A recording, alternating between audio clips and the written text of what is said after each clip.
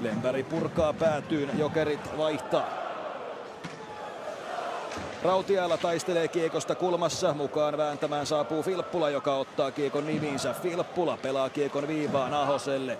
Ahonen takaisin kulmaan, mutta tällä kertaa syötön vastaanottaa Aaltonen, kuten tämän taklauksenkin, jonka Alho toimittaa, ja Antti Pihlström syöttö maalin eteen ja Jokerit 1-0.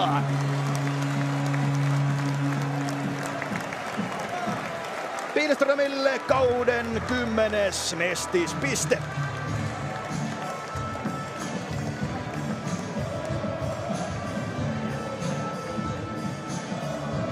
Jokereilla on vaihto kesken. Kiekko pelataan kulmaan, josta Aaltonen vastaanottaa tämän taklauksen.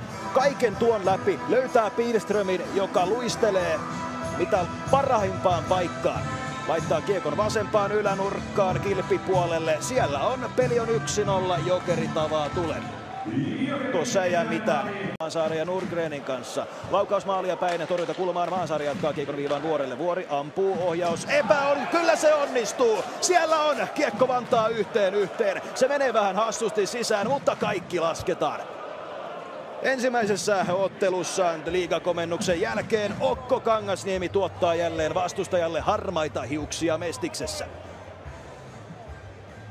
Tässä Mikael Menna. Mennan 3. kausi Lohipaidassa. Viime kausi jäi hieman laihaksi loukkaantumisten varjossa, mutta maalin edessä loistopaikka. Kiekko kimpoaa kuitenkin ohitse lopulta riparista. Läheltä piti tilanne.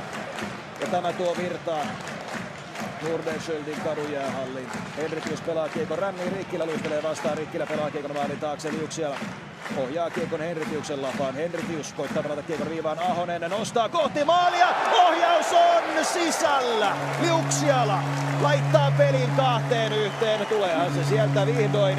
Mikä nostomaalia kohti? Jokerit on pariin otteeseen koittanut kiekkoa ohjata verkon perukoille. Nyt silmäkäsikoordinaatio osuu kohdalleen ja se on numero 14, jolla se osuu. Jesse Liuksiala.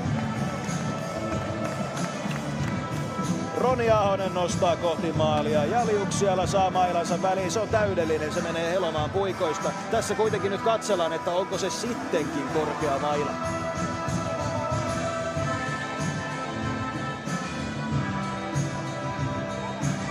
Se olisi kauden 13 Liuksialalle, jos se hyväksytään, mutta tämä Jokereiden epäonneksi tarkistaa.